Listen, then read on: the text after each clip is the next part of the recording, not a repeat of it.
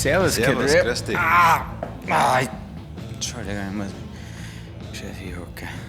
Oh, wir haben einen Gast hier. Ja, Servus, Ricky. alles Grüß fit. Gott. Ja. Hast du gewusst, dass sie Hummer gegenseitig ins Gesicht urinieren, um zu flirten? Das ist mein Tierfakt. Ah, schön. Ich finde da auch beim Menschen einiges vereinfachen. Ja. Wenn mal das her, möchtest du Jack Cola saufen, möchtest du, Nein. keine Ahnung, So eine kleine Arschlochröhre.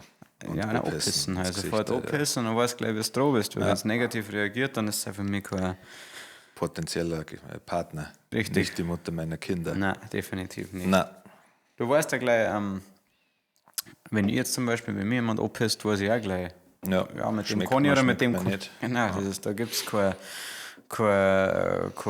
B, Nein. oder da gibt es kein C, da gibt es nur A oder B. Ja. Und nicht so, uff. Ja, schon auch bei Worte. Worte sind ja oft auch weise gewählt von dem Gegenüber. Vielleicht möchte er dir manipulieren, aber wenn du einen ordentlichen Strahl ins Gesicht kriegst, dann. Ja, der ist halt ehrlich, der ist kompromisslos und er ist halt auch transparent. Richtig, da gibt es keine Tricks, keine Hinterfotzig. Absolut nicht. Da bleibt nichts ungesagt. Wie geht's dir denn überhaupt? Mir geht's super. Wie war die danke. Woche? Ja, entspannt. Cool, War oder? nix, ja, gerade wenig Gigs, deswegen gibt es ja nichts zum Verzeihen. Ich weiß gar nicht, wohin mit mir, ne? Nein, Wochenende war nichts Spannendes, glaube ich, bei mir. Mein Wochenende war auch voll geil. Also tatsächlich dieses Wochenende nichts gemacht. Na, Überhaupt gar nichts und das liebe ich. Grad war ich. Nein, ich war nicht mehr irgendwo. Nothing. Mhm. Entsprechend auch wenig gesoffen. Ja, Das ist auch mein Körper, weiß überhaupt nicht, was los ist. Ja. Also das ist, ich viel versuche Wasser. Und ich meine nicht dezenten roten Flaschen, weil alle Glasel dreckig sind.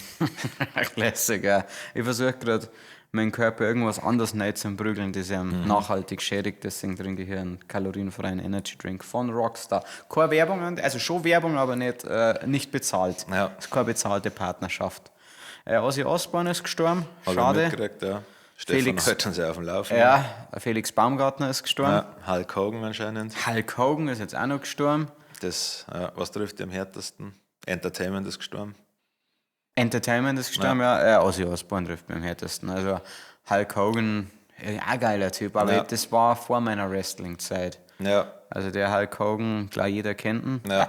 Ich finde, wenn du damals was über Wrestling gehört hast, war Hulk Hogan immer das Erste. Das war, Ja. finde ich, so der Prototyp des Wrestlers. ja. Und ein geiler Typ, ja. Kannst nichts sagen, nein. Wer trifft dich am meisten? Entertainment. Also der, mit dem ich mich am meisten beschäftigt habe. Ja. Wenn überhaupt, aber war jetzt auch nichts, wo ich mega schockiert war. Also um ehrlich zu sein, treffend hat mir nichts davon. Nein. Wenn, also mal ganz offen gesprochen, es ist schade, dass sie nicht mehr da sind, Ja. aber ich habe zu keinem eine so enge Beziehung gehabt, dass ich sage, du, Ja. Also ich glaube, die größte Überraschung ist ja der Baumgartner eigentlich, weil er ein fitter Mensch ist, behaupte ich mal. nicht fit genug, Ja, scheinbar. beim Ozzy Osbourne gut, also der Tod ist schon ein paar Mal von der Schippe gesprungen. Also. Von dem her, glaube ich, der hat nichts auslassen. Um die Worte meiner Oma zu benutzen, da ist auch nicht mehr die Hebamme schuld. Gell? Nein, der hat sein Leben gelebt, aber 67 ist halt gar kein Alter. Nein. Allerdings bei dem, Ja, der hat Ich glaub- zwei Leben gehabt. Ja, ich glaube rein biologisch ist der 600 Jahre gewesen, der Kerl. 67. Ich glaube schon, ja. Echt? Okay. Aber der Dass hat der Ding älter gehabt, Parkinson. Aber er hat noch gespielt. irgendwas hat er gehabt. Also der Zeitung. oder Scheiße, er hat nicht packt. Der Irgendwas. Zeitung. Also in dem Internetartikel ist gestanden, Ja, dass klar, er Zeitung halt. ein paar Wochen dass er vor ein paar Wochen noch auf der Bühne war. Ja, Sein aber, Abschiedskonzert, sein riesiges. okay, war das Das da. weiß ich auch vom Stefan. Ja. Es war eines der größten Konzerte überhaupt, weil einfach nahezu jede Rocklegende dieser Erde war bei diesem Konzert und Ja. hat gespielt. Youngblood hat auch gespielt. Der Youngblood, okay. hat Haben eine gewisse Ähnlichkeit da. Schon, ja. Sind beide relativ crazy. Ja. Ich habe auf jeden Fall gesehen, wie er hochgefahren ist und dann auch noch irgendwas performt hat. Aber geiler Typ, er gibt irgendeiner OP die Schuld. Also, davor schon, dass es ihm so scheiße geht. Okay. Aber das Geile ist, er hat halt wirklich vor 2 Wochen oder so noch gesagt, ja, dieses Abschiedskonzert war für ihn wichtig. Er hätte vorher kann er einfach nicht gehen, hat er gesagt. Okay. Er weiß, Ja. er wird nicht ewig leben. Er weiß, er wird nicht mehr allzu lange leben, aber er braucht einen Abschluss. Er kann bei dem, was er geleistet hat, kann er nicht einfach sich verpissen. Er muss Servus sagen zu den Leuten. Hat er gemacht. Was war seine Band gleich nochmal? Black Sabbath. Ah, stimmt, Black Sabbath, ja. Also, die waren schon krass. Fuckt mich unendlich ab, dass jemand jetzt Sabrina die live gesehen hat. Und das damals gar nicht. Ich hab's natürlich nicht live gesehen. Nein, ja nicht. Aber auch Festival, das zählt ja auch nicht. Und was haben die noch so Crazy Train? Keine Ahnung. Oder war Crazy Train vom Ozzy Osbourne allein? Weiß ich ehrlich gesagt nicht. Ich weiß es nicht. Also weil irgendwann war es ja nur noch der Ozzy Osbourne, oder? Also der war dann solo unterwegs. Ja. Es war ja nicht mehr Black Sabbath. Also was vor allem geil ist, Diary of a Madman ist geisteskrank. Dann I'm just a dreamer. Ja. A dream. Kenne, ja. Ich kenne, glaube ich, viele Songs, ich weiß nicht, Ja, Titel, ja, aber ja, nicht. ja. Alles, was im Rocks gelaufen Vergiss mir mit die Foo Fighters. Was Foo Fighters? Wer die Typen heißen oder die Songs? Die Songs, ich Also- kenne jeden Song von den Foo Fighters, aber ich weiß von keinem, dass er von den Foo Fighters ist. Ja. Also, nochmal. Rise Against. Ich kenne Rise gar Against. 1000 Rise Against Songs, aber das ist ja irre. Ja, da kenne ich sogar relativ Aber viel. von den Foo Fighters auch. Habe ich aktiv erklärt. Ja, mir doch egal. Ja. Hero of Wars von Rise Against, oder? Beispiel, Okay, ja. ja, ich wechsle ich war beim Satellite, Konzert. das kennt jeder. Ich glaube, das ist fast bekannter sogar. Wer geht das? Keine Ahnung. Ich habe jetzt gerade nicht im Kopf. Ich kenne es von der Lena Meyer-Landrut. Wer geht Satellite. das? Like a satellite. Nein, Damit hat es einen ESC gewonnen.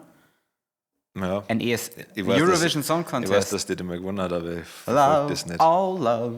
I don't hear about. Na? Doch, also ich kenne das Lied schon. Ja, dann irgendwo, kennst du es ja. Aber habe nicht gewusst, dass das ist, mit dem Das sie ist gewonnen das. hat. Cool. Ja, geiler Fetzig, Song. ja. Aber ist ja wurscht, gell? Ja.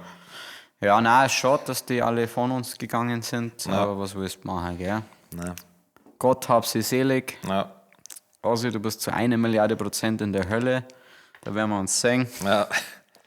Den Ricky nehmen wir mit. Ah, da ist er schon unten. Ja, der wartet schon. Der war schon sehnsüchtig auf uns, dass er uns für das, was wir haben jetzt hier auf dieser Erde noch, oder ne, er befindet sich ja gerade so in dieser Twilight Zone. Und dafür, dass wir ihm da, was der schon alles sehen haben müssen in der kurzen Zeit. Vor 2 Tagen hat er wieder seinen Krang nicht vollgekriegt, hat er wieder ein Bier. Also falls ihr irgendwann mal zu einem Konzert kommen wollt und uns eine Freude machen wollt, wir wollen noch mehr ausgestopfte Tiere. Ja, Ja, es gibt da auch keine Grenzen. Das Einzige, was ich nicht möchte, ist eine ausgestopfte Katze oder ein Hund, weil der heult. Ja, ja. Sowas ist aber geil. Jede Art von Vogel super. Ja. Ich hätte sehr gerne eine Eule, Ja, wenn sowas möglich ist für euch. ein Gasbock, Oh, am ganzen. Korsburg war geil. Der Kid Rap und ich glaube, haben wir irgendwann schon mal erzählt, waren einmal ganz am Anfang dieser Bürozeit, waren wir in einem sehr zwielichtigen Schupfen. Der hat einen ausgestopften Eisbären da Ja. gehabt. Und er hat gesagt, ja, den dürft ihr gar nicht haben. Dann haben wir gesagt, das Ding immer. Das Das war einfach ein ausgestopfter Eisbär. Und ein Grintiger, das könnt ihr euch nicht vorstellen. So ein richtig Reidiger. Ja, also quasi ein gut gepflegter aus dem Tierpark, sondern So ein Hodri-Vodri. ja, der hat In Sri Lanka wäre einen ausgestopften Leoparden gesehen im Museum heute. Also, legt mich am Arsch. Also der Typ, der den ausgestopft hat, der hat das nicht gelernt. okay. Ja, dieser Eisbär hat auch so ausgeschaut, als hätten sie ihn aus mehreren Eisbären zusammengebaut. Also da hat nichts gepasst. Ja, im Gesicht hast du richtig gemerkt, dass ich glaube, ich weiß nicht genau, wie das Ausstopfen funktioniert, aber ich stelle mir so wie die das, glaube ich, gemacht haben, haben die eine Form gehabt von irgendeinem Tier und da haben sie einfach das Fell Rübergezogen und zurückgetackert. Also ein Auge da, das andere da. Ja, das ist eine richtige Kunstform. Ja, ich meine, bei ihm, er schaut ja augentechnisch schaut er super aus, schaut alles realistisch aus. Ja, ich glaube, das ist die größte Herausforderung. Also das Fell, das kann man relativ gut konservieren, soweit ich weiß. Aber die Augen, das ist ja das, da siehst du, deswegen schaut er auch so lebendig. Die Zähne, die wären ja auch nicht schlecht. Also die müssten auch original sein. Zunge müsste halt dann noch. Die werden nicht original sein, aber was meinst du, wenn so ein Arschloch die beißt? Ja. Ihr werdet unseren Podcast nicht hören, liebe Freunde, aber ich finde es nach wie vor sehr amüsant. Wir stehen in regen Kontakt zu seinen, sag ich mal, zu seinen eigentlichen Eltern und letztens habe ich einer geschrieben, ob sie sich denn sicher sind, dass es ein Marder ist, weil wir tippen eben stark darauf, dass es eher sowas wie ein Hermelin ist und dann haben sie einfach nur wieder mal ein Bild von der Hochzeit seiner Eltern geschickt und haben gesagt, naja, sie haben eine Marder-Hochzeit gefeiert. Also natürlich ist das ein Marderbaby und ja, Beweisführung ist für mich schlüssig. Ja, so Fall geschlossen, Marder. Ricardo Babymarder, ganz klar. Mein Ausweis steht da drin, ich bin Deutscher. Ja, stimmt. Und Also. mein Ausweis steht über 1,74 oder so und bei Gott. Bei Gott. haben wir ein richtig gutes Thema der Woche. Okay. Und zwar ist das No-Gos in Bayern. Sprich, du stellst dir jetzt vor, Ami, dazu möchte ich auch gleich noch was sagen, kommt zu uns nach Bayern und muss sich da zurechtfinden. Also machen wir Ami/Preis. Nicht, dass ich das auf einer Ebene stelle, versteht es bitte nicht falsch. Tourist. Ein Tourist. Ja. Jemanden, dem wir aber wohlgesonnen sind. Also wir möchten ihn nicht reinlaufen lassen. Also es ist nicht so ein Thorsten-Typ. Ja. Wichtig, Entschuldigung, bevor du die Frage beantworten kannst. Ja. Uns hat er Ami geschrieben bei Bayerns Master. Okay. Hat mich sehr gefreut, ob er uns einmal ein Bier vorbeibringen darf. Ja. Er ist wahrscheinlich unser einziger amerikanischer Fan. Wir haben einen australischen Fan. Das ist weiter weg und das ist das coole Amerika. Ja, stimmt, ja. Das Surfer-Amerika. Ja, häng los. Und er hat gesagt, er ist seit 10 Jahren hier und er versucht, sich kulturell anzupassen. Ja. Und deswegen feiert er unsere Musik und unseren Podcast so sehr und wenn wir reden. Und er hat abgeschlossen sein Plädoyer mit, und er hat schon wirklich so halb amerikanisch geschrieben. Also es war nicht alles zu 1000% korrekt. Besseres Schriftdeutsch als ich. Aber er hat geschrieben, PS, euer Content macht richtig Bierdurst. Geiler Typ, ja. Legende. Das wäre der Fan der Woche dann. Okay. Wie heißt er? Können wir gleich vorziehen. Er heißt, schauen wir, Bayerns Most Wanted. Hier. Bald haben wir die 3000. 80% sehen unseren Content, ohne uns zu folgen. Ändert das doch einfach. Der Jake Boomer. Hey Jungs, ich würde euch gerne ein Kurzbier aus dem Schwabenländle vorbeibringen. Wir fahren nächste Woche nach Österreich und fahren über München, falls ihr Bock drauf habt. Bitte melden. MFG, euer einziger amerikanischer Fan. Ich bin übrigens aus den USA, schon seit ungefähr 10 Jahren in der Nähe von Stuttgart. Hergekommen wegen meiner Frau und versuche seit Anfang an mich zu integrieren und in der süddeutschen Kultur einzutauchen. Deswegen feiere ich eure Musik und Podcast so arg. Glaubt ihr mich, wenn ich sage, eure Musik macht Bierdurst? Häng los. Geil. Ja. Ich würde so gerne mit euch 1-2 saufen. Geiler Tipp. Das ist er. Darfst du dann anschauen? Ich mag ihn. Ja. Ja, ist ein Kind. Entspannter Typ. Ja. Ist das Kindert. Ja. Just a chill guy who wants to 1-2 saufen. Ja. So, was darfst du jetzt am Jakob empfehlen? Oder was sagst du mal, was geht gar nicht hier? In Bayern? Ja. Das geht gar nicht. Schwierig. Also, was ich finde, das gar nicht geht, ist, also was Bayern, ich rede jetzt nicht einmal von mir, grundsätzlich die Bayern mengen es nicht, wenn man gleich von vornherein zu viel durchmacht. Also, nicht zu viel reden, nicht zu sehr versuchen, irgendwo die einzudrängen. Ja, es braucht seine Zeit, wenn man die hat. Dann. Bayern hassen Leute, die kein Bier trinken. Ja, das ist Fakt. So ein Großteil, Ja, gut, so klassische Sachen wie die Umweltverschmutzung bei uns, das ist immer was glaube ich, Stadtmenschen nicht so 100%ig nachvollziehen können. Wenn sie mit einem gehäkelten Jutebeutel durch Berlin laufen.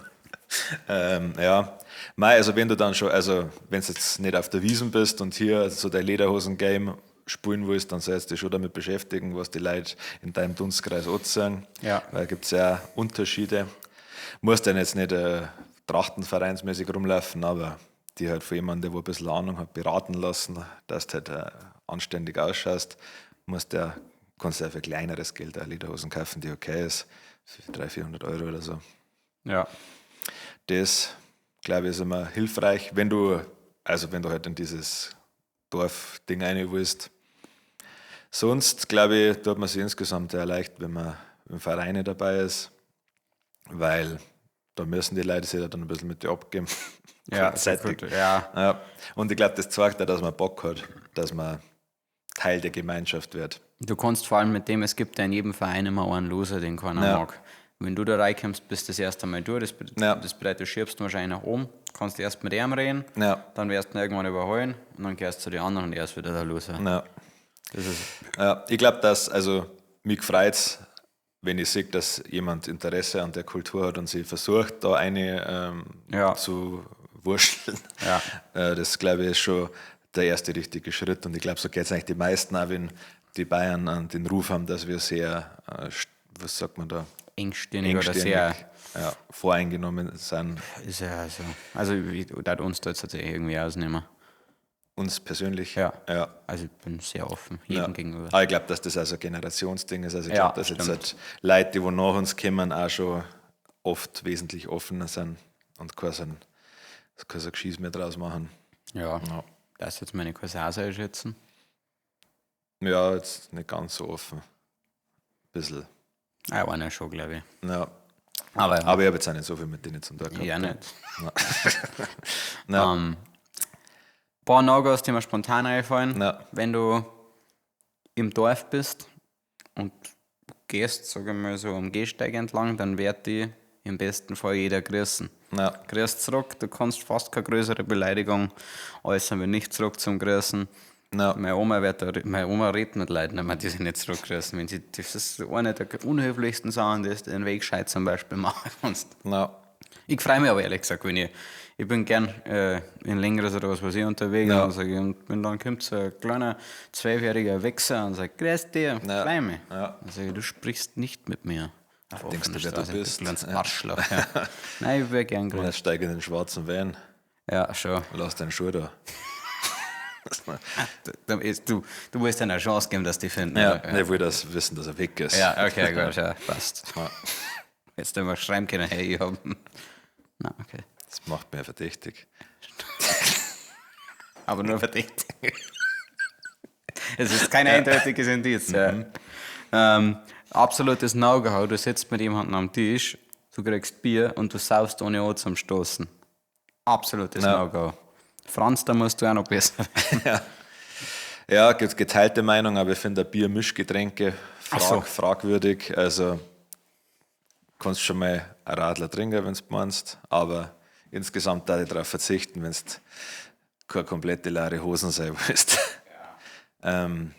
Außer du bist eine Frau. Als Frau darfst du Radler problemlos trinken. Ja. Und wenn es dann da die eher noch einen Rust trinken, aber das ist nur mein persönlicher Geschmack, da gibt es keine Regel. Aber hat mehr Vibe irgendwie mehr wie ein klassisches Radler. Ja. Oder du bist halt wirklich ein Radlfahrer, dann kannst du ein Radl abstellen, weil dann ist es schon scheißegal, wenn du so ein Rennradlfahrer bist. Ja. Oh ja, apropos Rennradlfahrer. Oh, ich freue mich jetzt schon. Ich bin letztes Mal durch Deiz gefahren. Ja. Du warst doch da, wenn du nicht zum Burger King auffährst, sondern da diese eine Umgehungsstraße, die nur für Anlieger ist, in Anführungsstrichen. Ja. Genau, und da bin ich gefahren und sind zwei Radlfahrer gefahren. In Richtung Burger King oder Nein. von Burger King kommenden? Oder? Genau, ja. Und dann wollte er an dem Radlfahrer vorbeifahren und dann ist er mit Absicht in die Mitte gefahren. Dieser Hurensohn. Und hat er frech hintergeschaut noch? Oder? Ja, schon. Ich habe dann nicht vorbeifahren können, weil dann auf der linken Seite wieder ein Auto gekommen ist, das wo der parkt hat. Und dann bin ich halt und dann hat der sich aufgeregt. Das war echt, also der hat gedacht, dass ich was falsch gemacht habe, nur weil ich an ihm vorbeifahren wollte. Er hat halt wahrscheinlich gedacht, dass er schon relativ schnell ist, aber ich wollte trotzdem an ihm vorbeifahren. Und mir ist scheißegal gewesen. Also er hat einfach nur auf War es ein Rennradlfahrer? Das war ein Rennradlfahrer, mit mit kompletter Montur, so enge Hosen, Ding, Kappe, kannst du das ja anzeigen. Ihr seid ja nicht böse Hurensöhne. Ja. Das ist nicht alle, aber fast. Also 99, nirgends ist die Dichte an Hurensöhnen so groß wie bei Rennradlfahrern. 99,999999%. Der Moment, wo du aufhörst, ein normales Radl zum Fahren, ein Mountainbike oder was auch immer, und aufs Rennradl steigst, ist der Moment, wo du eigentlich deine komplette Menschenfreude abgeben hast. Ja, wo du eigentlich sofort ein Hurensohn-Zertifikat ausgestellt. Ja. Das müsste, glaube ich, zu jedem Rennradl dazu, ja. Aber ich finde, du bist wirklich erst oben angekommen, wenn du auch noch die Rennradl-Montur hast. Ja. Also wenn du wirklich, das ist schon einmal, es gibt ein Mountainbike-Arschloch, also grundsätzlich. Ja. Also insgesamt diese engen Klamotten, klar, ich sage das, weil ich es nicht rot sein kann. Also ich kann es schon, aber es schaut ja aus wie ein Presswurst. Ich hätte gern drin sein. Ja. Habt ihr in einem Neoprenanzug gesehen? No, ja, der Foto. Foto, ja, live leider noch nicht. Nein, oh, das war jetzt noch besser. Ich glaube, das werden alle zur Zeit Neoprenanzug getragen. Vor allem war diese Neoprenanzugzeit war nach unserer Freeletics-Challenge, musst du dir vorstellen. Da waren wir ja wirklich. Ja. Ja, egal. Lass uns nicht drüber reden. Wir sind jetzt gerade wieder auf dem allerbesten Weg. Die 30 Kilo mehr oder weniger, was soll's. Ich sehe nichts. Ich schaue ab und zu, denke ich, wenn ich in den Spiegel schaue, ob ich mit dem 16-jährigen Ich. gerade mit meinem Jahrbuch blätter von der Realschule. Ja. Es war Jetzt einfach einen Tag später und auf einmal sind wir 400 Jahre alt, aber schauen wir genauso aus wie beim Abschlussfoto. Letztes Mal faszinierend, Tränensäcke kennst du, oder? Ja, aber das so. Was sagt sie sich? Ja. Kennst du, ja. Kennst du Tränensäcke? Und dann habe ich mir so einen cooler Stift gekauft für in der Früh und ich tue den Und drauf. der ist explodiert. So eine Schicht. Ja. Gar nichts. Ja. Ja, und da steht drin, ja, wenn du den extra, also es war schon kühl, war angenehm. Ja. Aber wahrscheinlich ist das wie wenn ich in der Wüste einfach so eine Gießkanne auslasse. Ich wollte auch gerade das Gleiche. Ich wollte, wenn du ins Death Valley fährst, dann so eine Pipette in so. Ja. Ja. Hat nichts gebracht, oder wie? Aktuell zweimal hergenommen, bis jetzt noch nicht. Also die Tränensäcke sind ja nicht, sage ich mal, die Schatten drunter, also das ist sondern das so vorstellt. Ja, genau, oder? ja, das Weil die Schatten, die kann man wahrscheinlich mit Schminke wegkriegen, aber nicht das Geschwollene. Nein, das nicht, die Batzel lang bleiben. Ja. Okay. Ja, ich krieg tatsächlich, wahrscheinlich du ja, mir Las Brutal losgegangen, das warum wir immer jetzt oft Werbung für Männerschminke. Nein, habe ich noch nicht aktiv, wirklich nicht. Jetzt gerade, das darf man Werbung einleiten. Ja, das war gut. Ja. Aber leider, also in letzter Zeit bekomme ich verhäuft von L'Oreal. Ja, kriege ich oft so eine Werbung, ja. Und erst war ich skeptisch, aber dann habe ich mir gedacht, ja, probieren wir es doch mal aus. Ja. Nein, habe es nicht bestellt, weil ich super straight bin. Ja, klar. Ja, und dann lieber hässlich bleibe. Ja. Meine Haut ist auch nicht geeignet für so eine Schminke. Nein, ich bei schwitze wie ein Filmdrehs Schwein. wird hin und wieder mal Puder aufgelegt oder so und das schaut einfach nur aus. Das schaut dann einfach aus, als dass du ein Stückchen Scheiße mit Puder willst, weil das bleibt an meiner Haut gar nicht haften, das ist so trocken. Ich habe dann einfach nur lauter Feckerl im Gesicht, das schaut einfach aus wie eine Drecksau. Ja. Aber ja, mir egal. Ja, gut, deswegen bin ich ein Musiker geworden. Ja, schon. Ich bin ein Rockstar, ein Topmodel. Ja, Ozzy Osbourne hat auch. Ja, wann machen wir jetzt endlich Botox?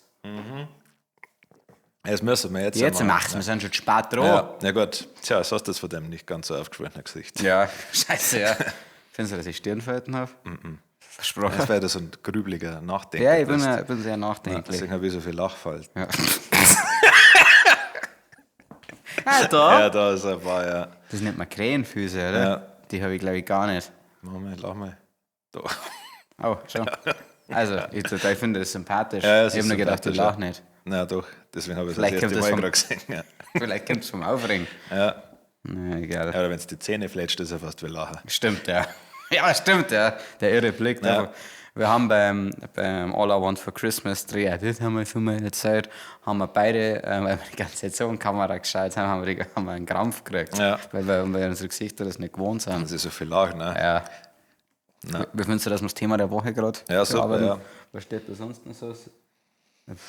Ja, mir gibt einen Haufen No-Gos. Im Endeffekt muss jeder schauen, wir meinen keine Geschäftler, sind selber natürlich die größten Geschäftler, speziell ich.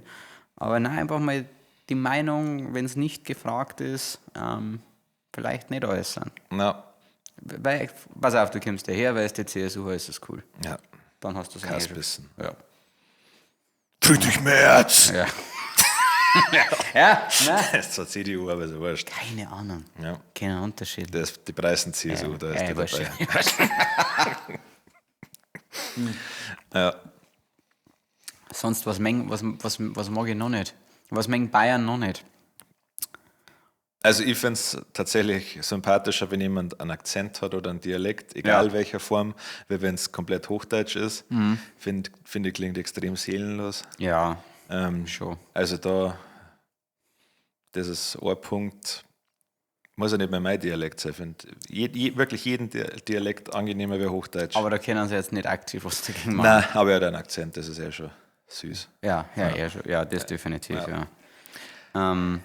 Vielleicht was noch wichtig ist, weil du hast vorher gesagt, ja, so dieses, du findest es ja cool, wenn jemand unsere Kultur feiert und interessiert daran. Was ich persönlich nicht mag, ist, wenn es jemand auch zu sehr versucht. Also ich finde es cool, wenn er trotzdem seine eigene Kultur noch mitnimmt. Ja, Sie unsere Kultur anschaut, schaut, was passt ihm davon und sie halt in den Dingen was Notwendiges fügt. ja, Wie gesagt, CSU, ja, diese Dinge. Ja, und halt jeden Sonntag in die Kirche ja, schon. Fleisch essen, Alkohol trinken. Aber ansonsten kannst du machen, was du willst. Bist du bist frei, komplett frei. Schwul soll es nicht sein. Auf gar keinen Fall. Also nicht Hochdeutsch unserer wenn's- Meinung nach. Aber Nein, das Hochdeutsch jetzt auch blöd. ja, Nein, zusammenfassend, da das lassen. ja. Insgesamt. Ja. Das war's für mir, mich schon, ganz ja. ehrlich. Und auch nicht wundern, wenn du was nicht verstehst. Nein, Weil das glaub manchmal ich. verstehen wir die Leute ja nicht. Nein, Da. verstehen uns oft gegenseitig nicht, Ja. wenn wir so nuscheln. Ja.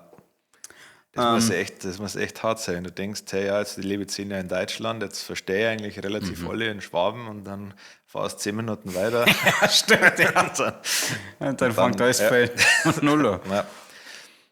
Ja. Los Brutales Favorites. Machen wir 3, oder?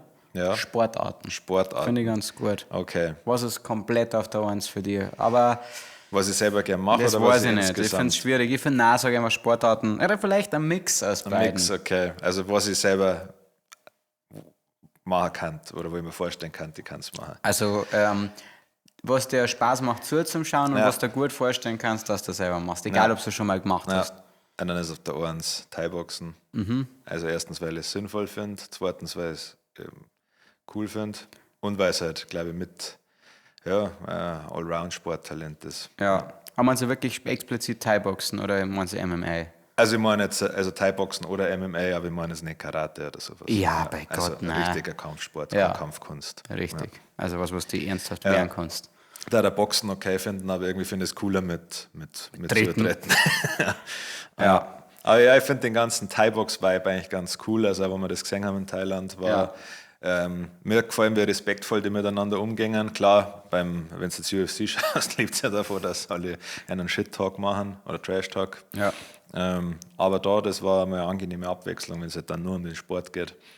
Ich glaube, dass das an Thai-Boxen geil ist. Eigentlich ist Thai-Boxen die perfekte Kombination als Kampfsport und Kampfkunst, Ja. weil die haben trotzdem nur einen scheiß 20 Minuten Tanz davor. Stimmt, ja. Sind sehr respektvoll, wie du sagst, miteinander und können aber trotzdem weltweit Köpfe abschrauben. Ja. Nach wie vor bin ich enttäuscht, dass so wenig Muay Thai-Fighter im MMA-Bereich gern. Ja. Aber das machen sie nicht, weil sie die einen Sport so sehr ehren. Ein Scheißdreck. Ja, bei mir auf 1 auch ganz klar MMA sowohl anschauen, Ja. also auch selber machen oder halt allgemein Kampfsport. Ja. Macht sehr viel Spaß. Dann, ja, dann würde ich sagen, tatsächlich doch Fußball, auch wenn es jetzt Ja, nicht- also ich schaue schon gern zu. Ja. und das kann ich ja, glaube ich, für alle sagen am besten. Also nicht gut, aber am besten.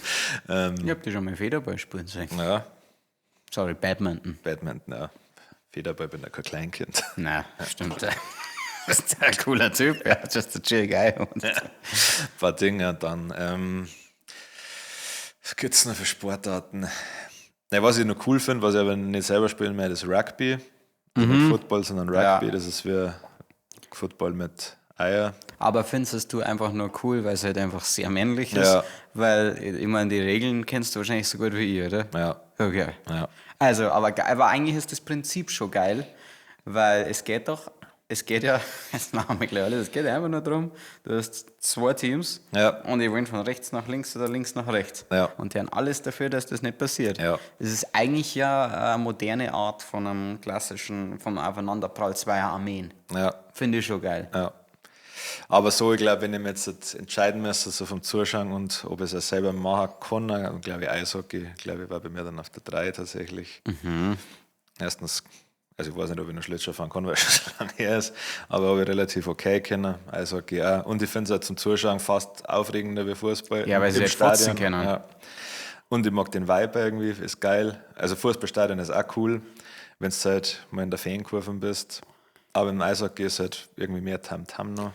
Ich mag Fußball in der Auch bei Hinsicht. kleinen Sachen. Also Das bei so, stimmt. bei so Dates oder so ist jetzt halt ja, was sind die? 5. Liga? Keine Ahnung. Die sind die noch in der Liga? 4. Liga. Mal ein M-Chef. Ja, ja. Aber auch da ist ja schon viel geboten. Und weiß jetzt nicht, was fußballtechnisch da Pendant oder so war. Kreisliga. Ja. Kreisliga ist voll geil. Es gibt nichts Besseres als Kreisliga-Fußball. Weil die halt alle so unförmig da drin Ja. sind. Die spielen halt wirklich alle wie Dads. Ja. Und die saufen und treten und Ja. das ist super. Also Kreisliga-Fußball ist eigentlich Falls das, wo man ihr hin muss. irgendwo so Gaudi-Turniere wisst, wo man mitspielen kann, wo man nicht unbedingt aus der Gegend sein muss, dann sagt mir Bescheid, weil da hat immer wieder Bock drauf. Und es muss gestattet sein, dass vor Ort gesoffen wird. Ja, klar. Also das weil ich mag da nicht so, also wirklich Gaudi-Turnier nicht hier lauter Fußballer, die schon seitdem es 3 sind. Die wo für die Schreinerei Hummel aufmarschieren und von der Schreinerei Hummel ist genau keiner dabei. Gesagt, sagen wir möchten lauter so versoffene Arschlöcher, wie wir das nochmal wissen wollen. Ja, die werden nochmal die Fußballschuhe aus dem Keller holen. Ja, wo dann die ganzen Weiber rundum sagen, aha, wir können ja da Fuß sein, gell? Ja. Aber halt genau für 3 Minuten, weil dann klappt man komplett. Ja, dann müsst ihr einen Sanker holen. Ja.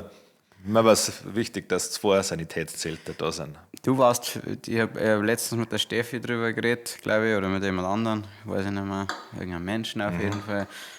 Und du warst für mich so der absolute Alp. Du hast ja, nicht du an sich, warst du mal Stürmer? Nein, gell, du warst auch Torwart, okay. Torwart, Verteidigung, Mittelfeld. Aber sage ich mal so, deine Füße so als Kind, es hat in jeder Mannschaft, für mich als Torwart, immer einen leicht dicken, meistens aber einen sehr dicken, du warst als Kind, glaube ich, nicht wirklich. Ja, gab Phasen.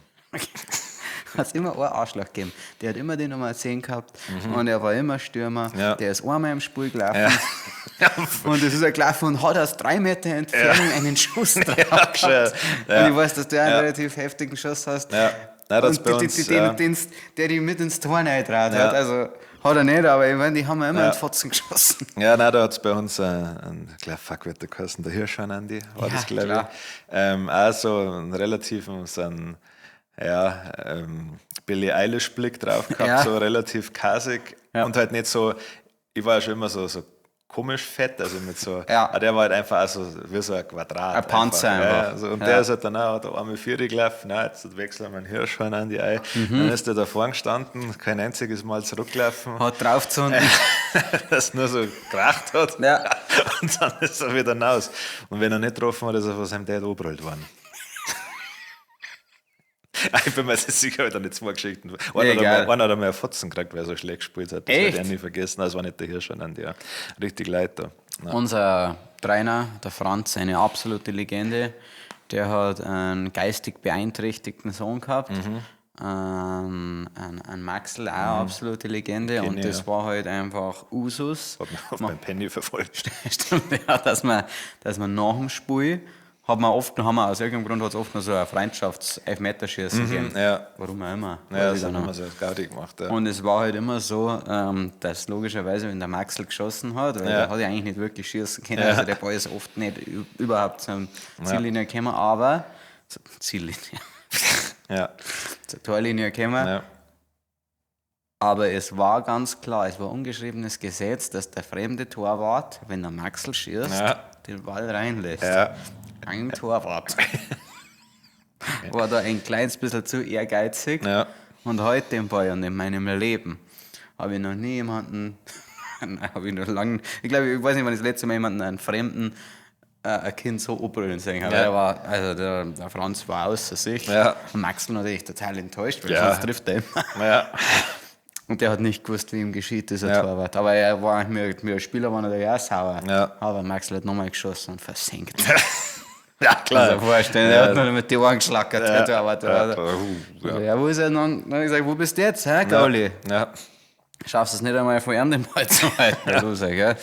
Ja. Was war bei dir die Nummer 3? Die Nummer 3, weil ich mag Tennis sehr gern. Okay. Mir macht Tennis sehr Spaß, zuschauen ist irgendwie ziemlich wack. Habe ich, als ich selber gespielt habe, dann habe ich dann auch gern zugeschaut. Eishockey habe ich jetzt durch den MJ ein bisschen zu schätzen gelernt, weil ich es halt einfach ultra toll finde, wenn man sich einfach aus dem Nichts prügelt. Auch wenn die Eishockey-Prügeleien für mich noch, ich weiß nicht, also es passiert was. Für mich ist keine Prügelei, wenn die Handschuhe aus sind. Richtig, das sowieso, oder daheim auch. Geiler ist natürlich, wenn daheim erst abgeschlagen wird, das finde ich cool, aber mich nervt die Art und Weise, wie sie sich auf dem Eis schlagen. Weil sie so Schwung. Nein, die halten sich immer da fest, beide, wie das holländische Ruder und dann fotzen. Also irgendwie ist es schon auch cool. Wahrscheinlich nervt es mich, Entschuldigung. Jetzt mache ich kleine Bitte, das Wasser Ich glaube, mir nervt, ich weiß nicht, warum mir das ist halt wenig Taktik dabei, sondern einfach nur Schläge fressen, was schon auch cool ist. Ich glaube, mir nervt es, weil ich weiß, dass ich nicht gut drin war. Ja. Weil ich bin ja dann körperlich da in der Hinsicht wahrscheinlich unterlegen. Ja, aber Schätze. aber das ist ja, da spielt ja dann Distanz keine Rolle mehr. Das war ja ein Vorteil für die. An sich schon, aber ja, komm, muss ich mal schauen, muss ich mir mal anschauen, wie das Ding ist. Aber hätte ich auch Bock hätte. Ja, ja. Das Ja, Swing wanna mal go. wieder aufs Eis. Was ich glaube, ich bin, wie gesagt, sehr selten ohne Eishockey Schlittschuh gefahren. Also, Ich kann gar nicht Schlittschuh fahren, aber ich glaube, dass ich es kann, wenn ich es ja, jetzt kannst du Rollerskaten. so gut wie Schlittschuh. Gut. Ja, ich kann es eigentlich echt gut, ich weiß nicht, wie man bremst. Ja. Die geilsten dann ausfahren. Ja, schon. Ja. Ja. Ich glaube, dass ich so gut Schlittschuh fahre wie du Ski, Okay. denke ich mal. Ja. Also du bist kein kompletter Reinfall beim Skifahren, aber auch Nein, nicht. ich bin schon runtergekommen. Ja, und ich komme übers Eis. Ja. Aber da hat mir, glaube ich, schon Spaß machen. Und jetzt lasst es mich bitte nicht aus. Ich weiß nicht, was mir Spaß macht. Ich bin auch 400 Jahre inzwischen alt. Ich möchte jetzt Golf mal probieren. Golf, ja. Einfach nur, weil ich sehr viele Videos gesehen habe, wie sie sich auf dem Golfplatz auch schlagen. Ja. Der ganze Golf-Vibe, wenn man das mit Saufen verknüpft, ist dann eigentlich... Ja, ich finde es halt irgendwie, also, erstens haben wir ja schöne Golfplätze hier, muss man Absolut. sagen. Also da, Die finanziellen Mittel haben wir auch. klar, das ist wurscht. Und ich finde es irgendwie, hat es ein kleines bisschen Stil. Also Shoutout an MJ und die Gang, Otto und so. Wenn sie halt dann sagen, ja, sie fahren jetzt nach North Carolina zum Golf spielen. Voll geil, ja. Feier die schon. Das ist irgendwie schon witzig, ja. Ja, der MJ hat mir ein schönes Bild gezeichnet. Er hat gesagt, ja, dann kann man zu der und der Uhrzeit, gehen wir hin, schlagen wir ein paar Bälle, machen wir das und dann gehen wir schön ins Stübel, saufen da ein paar halbe. Ja. Und da eigentlich hat er mich eigentlich nur mit dem im Anschluss. Das ist wie wenn du am Berg gehst, das ist ja noch cool. Wenn du auf der Hütte dann saust. Ja, richtig. Da Nein, ich stehe stell mir das- 1,5 Stunden vor Flur hin. Beim, Bleib 8 Mal stehen. Ja, schon. Aber meistens habe ich schon auf dem Weg hoch was dabei. Ich habe tatsächlich noch ein bisschen Panik, dass ich schlecht drin bin, weil eigentlich bin ich in alle Sportarten relativ erfolgreich Ja, das gewesen. ist was Neues, glaube ich. Und da kann es jetzt sein, dass ich aus irgendeinem Grund voll schlecht bin und das darf mich. Ja, ich finde nerven. also ich finde alle gängigen Sportarten, also Tennis, Fußball, Eishockey, ja, geht ein bisschen also in die Richtung vom Golf, vom Bewegungsablauf her, Ding jetzt mal. Aber alles andere ist ja so ein Reaktionsding und das kannst du halt, wenn du irgendeine Sportart gemacht hast. Ich glaube, das ist wie jeder Wichser, der wo seit Kindheitstagen Gitarre spielt, hockt sich ein Schlagzeug hier und macht so. Ja. Ich glaube, so ist es halt mit Sport auch. Und ja. Und Golf ist halt eine andere. Ein komplett anderer Bewegungsapparat. Also wirklich Schlägersportarten, ich war ja gut im Badminton, gut im Tennis, gut im Tischtennis. Aber das, Ja, no. ja. Entschuldigung. Aber müssen wir rausfinden. Ja, also ich werde jetzt Und mal, halt Hochseeangeln. Das ist auch ein Sport. Hochsee- Ja. das war bei mir auf der 4. Das oder halt Segeln. Ja. Hochseesegeln. Ja. Kann man verknüpfen. Ja, schon. Hier eine Hand zum Segel halten, die andere hier so. Und der Angler. Schon so ein Fisch mit so einem wie nennt man die Säbelzahnfisch? Schwertfisch. Schwertfisch. Aber das ist der prähistorische. Ja, der hat auch noch hier so ein paar raushängen. Na super. Haben wir Glaube ich, relativ geklärt. Ja. Was ist die schlimmste Sportart für Die dich? schlimmste Sportart für mich, eigentlich weiß ich das. Weißt du, was wir noch erwähnen müssen? Völkerball.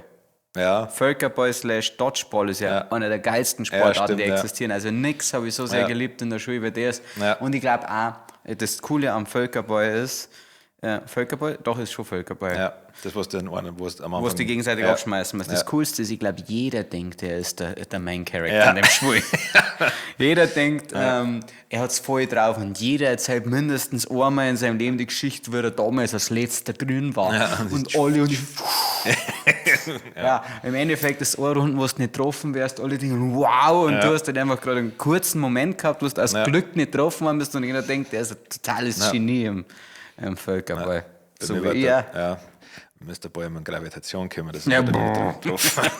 Ja. Was ist die schlimmste Sportart? Also nicht schlimm, aber jetzt was, wo ich mich nicht so 100% damit identifizieren kann, ist das Baseball, aber ich finde es keine uncoole Sportart. Nein, aber es ist war zum Zuschauen echt sau langweilig. hab Vibe war gemerkt. cool. Ja, gut, weil ich auch mit 10 Minuten weggepennt bin. Das ist dann. Ich habe einen ganzen Eimer Chicken gefressen. Was ich mache. Nicht einmal das. Ja, stimmt. Wir werden am besten eingeschlafen, weil zu viel Chicken war. Fuck, ich habe eigentlich eine Sportart, wo ich Also was ich wirklich absolut gar nicht verstehen kann, wenn man Poolbillard. Poolbillard. Zum Zuschauen. Okay, ja, das finde ich auch schon extrem langweilig. Aber nur langweiliger finde ich Formel 1. Also Ja. Manche sind ja voll hype, wenn das Kind, keine Ahnung, kommt das Sonntag und ich denke mir so, boah, ist das scheiße langweilig. Aber als Kind war es für mich total was Besonderes, weil meine Eltern sich das halt angeschaut haben und das hat, glaube ich, mal relativ früh gestartet und irgendwie war es halt dann ein Event vor dem Fernseher zum Hocken, aber nein, war wenig. Biathlon, auch ganz brutal langweilig. Ich finde, Skispringen geht noch. Skispringen, da weiß ich nicht, holt mich visuell irgendwie ab. Ja, das ist für das, ich verstehe die Regeln. Ja. Jemand springt weit, gut. Ja, gut, Biathlon ist ja eigentlich relativ einfach, oder? Also du fährst ein paar Meter, schierst und wenn du nicht die Dinger, was du nicht triffst, musst du öfters radeln. Das habe ich gemeint. Ich wollte Biathlon sagen. Also Biathlon ist für mich das Schlimmste, was es gibt. Und Radlfahren finde ich auch langweilig. Ja, Tour de France. Ja, also sei mir nicht böse. Sei mir nicht böse. Insgesamt, wo es um Zeit geht und nicht um Punkte. Ja, also meinen tiefsten Respekt an jemanden, der so lange Radl fahren kann und vor allem extra sie eine gesperrte Strecke dafür sucht, um zu fahren. Ja, danke. Das geht nämlich auch. Ja. Aber ja. Ja. Nein, ich glaube, das sind schon Biathlon, so die ganz weit vorne dabei. Ja. Nein, schlimmer geht es fast nicht. Zum Zuschauen. Naja, also ich finde auch Dart sau langweilig, aber Curling. Was ich an Dart geil finde, ist, was für Communities da inzwischen gibt und dass das alles so abgefuckte Wichser sind, die halt einfach mit einem BMI von 46 sich da hinstellen und dann feiern wie Rockstar. Und einfach alles rasieren, das finde ich schon geil. Das ist auf jeden Fall, ja. 5 Fragen, Kitty. Okay. In welcher Situation darfst du gern mit Sie angesprochen werden? Mit Sie? Eigentlich gar nicht. Ich werde nicht gern gesiezt. Nein. Ich glaube, wir sind ja gerade in einem schwierigen Alter. Ja, so jetzt ist es auch schon, empfindet man es als Beleidigung. Ja. Von einem, ich möchte gern von meinem Streitgegner vor Gericht möchte gern gesiezt werden, aus Respektsgründen. Ja. Und von meinem Schwiegersohn. Stimmt, der soll bis zum Schluss sitzen. Ja. Auf dem Sterbebett tue ich dann kurz so, als da das ihm erlauben und dann. Ja, und dann würge ich noch einmal. Ja, komm her, du. Sie. Ich schwöre, das wäre das Schwieger. Wenn ihr einer prominenten Person ins Gesicht schlagen müsstet, wer wäre es? Ja, aber der kriegt so schon genug ab. Ja, aber das ist sein Wahnsinn. Also den hasse ich nach wie vor. Okay. Ich sage, ich habe früher lustig gefunden, aber nicht als Person, sondern als das, was er gemacht hat. Ein paar fetzige Sprüche drauf gehabt. Das ist, glaube ich, auch der einzige, gegen den ich so aktiv einen Groll habe, weil seine ganze Person irgendwie aufregt. Alle anderen, gibt ja viele Leute, die irgendwie dumm sind, also oder ein Scheißmann in der Öffentlichkeit, aber das ist irgendwie so. Ich finde, er macht es viel und geht dann zu sehr in die Opferrolle, wenn er da mal eine kassiert. Er ist halt einfach, wie gesagt, ein Ding-Typ, ein Tobi-Typ. Ja. Also nicht ich, sondern ein anderer Tobi. K. Nein, ich habe irgendwann im Hinterkopf, den ich auch richtig hasse. Den gerne mal fotzen dort. Klar, am Eimerer. Ja. Den würde ich gerne mal richtig an die zentrieren. Reden aus seinem Management. Ja, stimmt, ja. Nein. Nein. Das ist das nicht. Das kann ich gar nicht. Ja. Nein, es muss ein Prominenter sein. Ja. Ein deutscher Prominenter. Okay, das habe ich gar nicht. Pocher, ja klar, aber ich glaube, es gibt sonst keinen, wo mir jetzt so spontan einfällt. Wenn ich Rapper den leiden kann. Auch nicht so, dass... Nicht, dass er Fotzen verdient hätte. Nein, ja. ich darf nicht einmal Fanta 4 schlagen. Doch, weißt du, wen ich gern... Doch. Schon. Ich darf gerne David Jones auch nicht zentrieren. David Jones, okay. Ja, ich hasse den Kerl. Okay, aber wenn der Eimerer kein Promi ist, dann ist der David Jones auch kein Promi. Nein, natürlich nicht. Das war nicht ernst gemeint. Hätte das Gold gegangen oder wahrscheinlich Zeit als Promi. Wahrscheinlich, ja. Hey, weil er hat einen Siegmüller-Song geschrieben. Stimmt, ja, nur das ist das, was relevant ist, ja. Ich weiß nicht, warum ich David Jones, er regt mich so auf, der Kerl, weil er irgendwie tut er mal leid. Ja. Also eigentlich hat er auch keinen Fotzen verdient. Nein, das hört man jetzt das Heiten nicht mehr. Ja, schon. Ja. Gibt es nicht nur jemanden, den ich nicht leid? Du weißt doch besser, was ich nicht leiden kann. Ich weiß nicht. Ich meine sogar so Unsympathen wie ein Bushido nicht einmal da hätte den dran. Das ist mir egal. Ja, eben. Politikermäßig gibt es da jemanden, Söder. sogar. Ja! Schon Söder. Was Nein, nicht. Das Nein. habe ich auch keinen Sinn. Ja, viel zu egal. Ja, es tut mir leid, ich habe zu wenig Rollen mehr. Naja, Lieber an einen Kontakt in eurem Handy, der per Zufall generiert wird, ein Dickpic schicken, in Klammern, man erkennt euch eindeutig, oder eure komplette was, oder? Browser-History dieses Jahr veröffentlichen. In diesem Szenario existiert der Inkognito-Modus nicht. Okay. Man sieht also alles. Also, dann veröffentlichen. Okay, dann müsst ihr das Dickpic an einen Zufallskontakt schicken. Ja, das ist komisch, wenn alle wissen, dass ich gegoogelt habe, wenn man einen Sprengsatz baut. Ja, schon. Also das war. Die Leute werden sich aber nicht wundern. Nein. Nein, der halt da einfach pokern und hoffen, dass er ehemaliger Kamerakollege ist, der sich freut, dass wir mal wieder rüber. Ja, schon ein kleiner Gruß aus der Küche. Ja. Ja. Tobi geht's gut? Ja, schon. Das freut mich. Ja. Er sieht gut aus. Ja, funktioniert noch alles. Ich darf mich halt da, also ich hätte da schon ein gutes Lügenkonstrukt, und dann sagen wir so AI. Ja. Ich jetzt mit den kleinen Zipfel, das ist ja gar nicht, das ist physiologisch gar nicht möglich. Nein. Sag mal, hast du das Dickpic von McGregor gesehen? Nein. Hast du dann auch schon bei Gelegenheit. Es gibt zwei Dickpics, einmal, also Ständer beides, falls dich interessiert. Einmal Ständer nach unten, ich weiß nicht, ob er nach unten trug oder so komisch. Okay. Und beim anderen hat er sich eine Gewichtsscheibe drumherum, das war ganz klein, er hat gesagt, er trainiert schon. Ja. Typisch Conor McGregor. Sind wahrscheinlich nicht an seine Frau gegangen, oder? Nein. An Celia Banks. Und die hat es veröffentlicht, oder? Ja. Hat's. Waren die irgendwie war random? Relativ, ja. Okay. Ich glaub, die haben. Also wie wild, ja. Oh Gott, was Kokain aus mit dem Kopf macht, gell? Ja, mein Gott, aber. Der Yakari ist vom PA Sports rausgeschmissen worden. Ach echt, oder? Ja. Weil? Wegen dem Fingervideo. Ja. Ich habe schon erstmal aber vielleicht fasst das für den Leuten nochmal zusammen, weil was mir zum Beispiel sich nicht erschlossen hat, warum hat sich Yakari mit dem Ding gestritten, mit dem Typen? Mit Mario. Also der Mario. Der ist die Freundin von Mario. Genau. Oder die alte. Ja. Die war beim Video vom Yakari. Genau. Spricht man Yakari? Yakari, ja. Yakari aus. Und, dabei und hat da performt, da ist Darstellerin. Model, ja. Und er hat halt quasi so eine Aufnahme gehabt, wo sie die Beine spreizt und dann haben sie so ein Licht reingelegt und das hat halt rausgeleuchtet. Und er hat halt reingeschaut quasi. Und? Ja, das war die ganzen... Und da hat sich Mario drüber aufgeregt? Nein, gar nicht.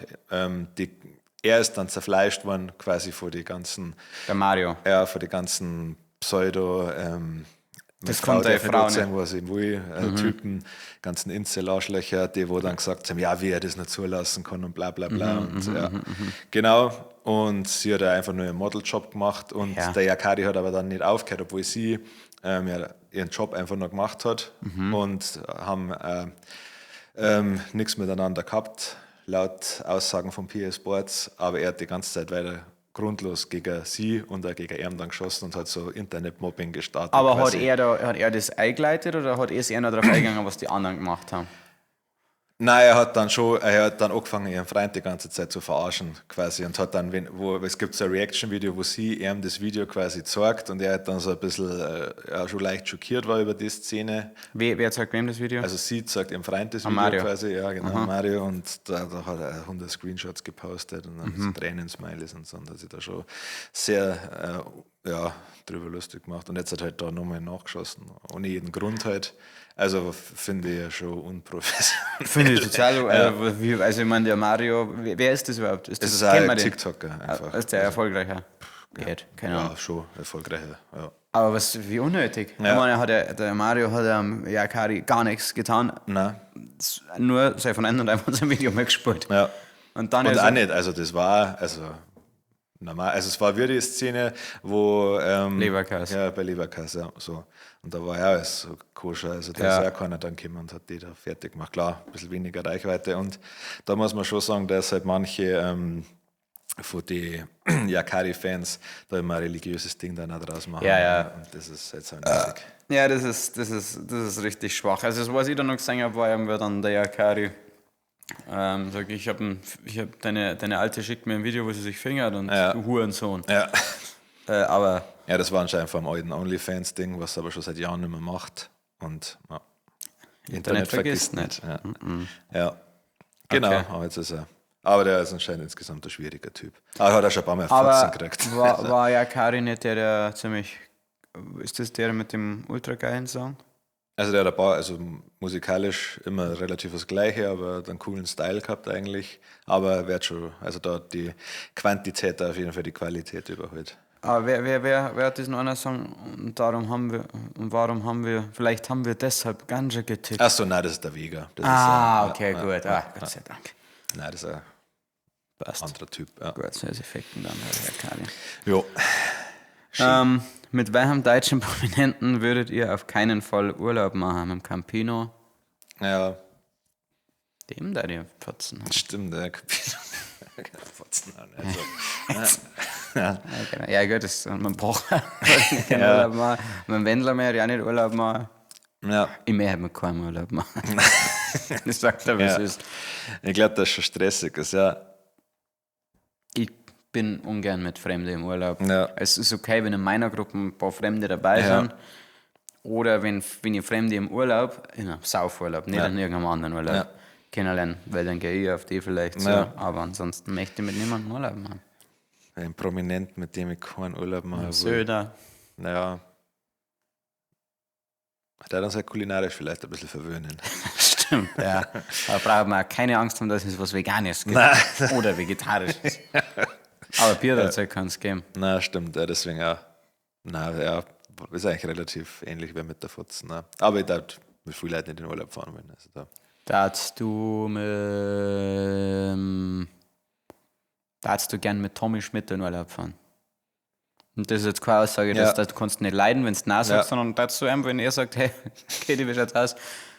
Fast mit in Urlaub. Nein, glaube ich nicht. Mit dem Lobrecht Felix? Eher. Also ich glaube, es ist mehr mein Vibe. Ja. Es ist, glaube ich, so wie Felix Lobrecht, glaube ich, so, ja, mehr mein Humor. Mit dem Olli Schulz? Nein, auch nicht mehr. Nein, das ist mir zu anstrengend. Hättest du mich gefragt, als ich das erste Mal bei Zirkus Halligalli gesehen habe, ja. Sofort, ja. Aber so, nein, das ist viel Meinung, die nicht meine Meinung ist. Ja, gut, das ist so. Ja. Oh, das ist gut. Über welches Kompliment freut ihr euch am meisten? Dass ich ein guter Mensch war. Also eigentlich freut mich am meisten, und das ist ja das, was am öftesten zutrifft, ist, oder eintritt, ist, dass wir geben uns ja, sagen wir, wenn man uns nicht kennt, denkt man, wir sind komplett zurückgeblieben, was ja schon auch der Fall ist. Aber, und teilweise, dass wir richtige Arschlöcher sind. Ja, das heißt ja ganz normale Typen. Das ist eigentlich ein Kompliment, das mir am meisten gefällt, wenn sie dann kurz mit uns abhängen und sie denken, Alter, es ist so geil, dass wir noch so am Boden bleiben. Aber die denken halt auch, wir sind viel erfolgreicher als wir sind. Wir sind nichts. Wir sind gar nichts. Wir haben kein Geld. Wir haben Erfolg, ja. Im Vergleich zu so einer scheiß Garagenband aus Obergröß, ja. Da haben wir schon Erfolg. Ich meine, wir haben unseren eigenen Babymarder. Ja. Aber ansonsten, wir sind niemand. Vergessen das bitte nicht. Das ist halt ein Kompliment, über das ich mich freue. Ja. Freut mich, wenn die Leute mir Essen lassen, wenn ich gekocht habe. Stimmt, das freut mich auch. Ja. Also ja, weil ich gerne ein guter Gastgeber bin und das ja dann mit einhergeht. Sonst, ja. Ich weiß nicht, aber da kann ich freuen mich, wenn ich Leuten helfen kann. Ja. Wenn sie sich dankbar zeigen, wenn ich ihnen helfe. Ja. Ja, das sind Komplimente, über die ich mich freue. Ja. Oder wenn sie sagen, hey, du schaust auf dem Video viel größer aus. Ja, schon, ja. Das mag ich auch. Ja, wird selber fetter. Ja. Nehme ich als Kompliment, weil Ja, und ich muss das erstmal schaffen. das ist ja was, worum man arbeitet. Ja.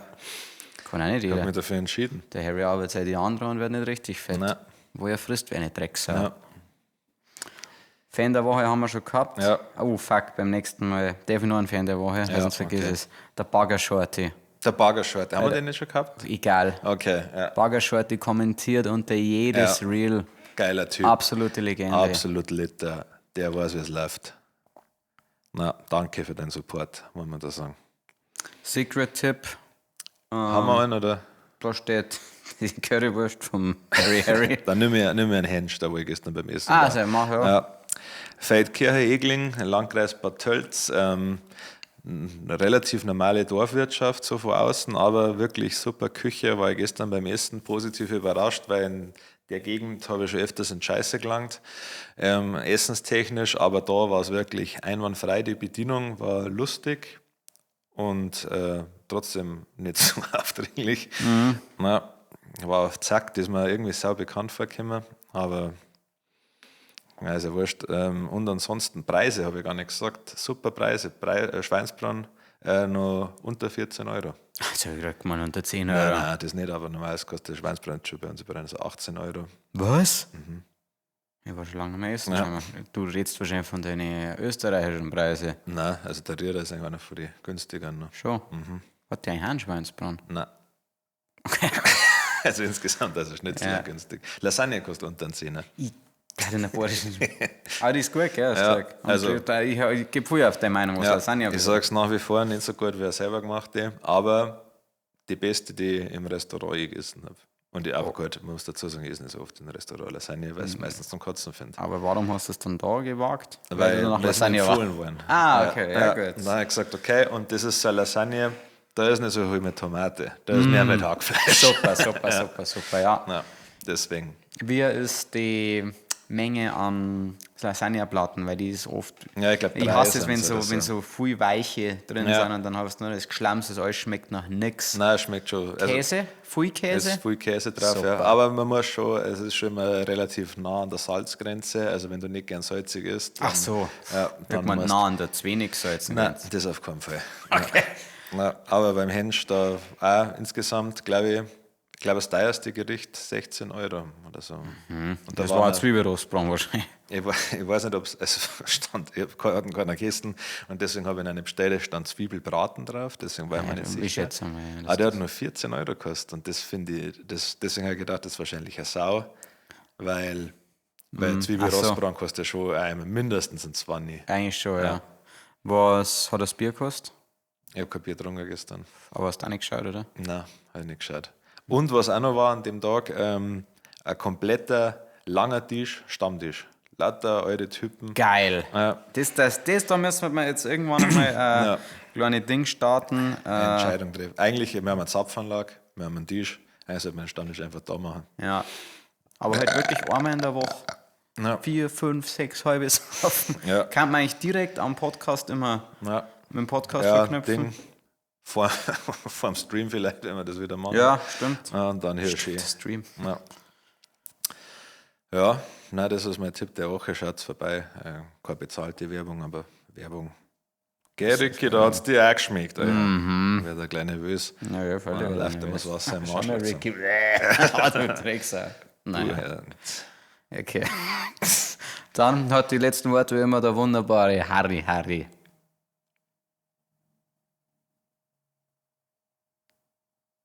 Danke.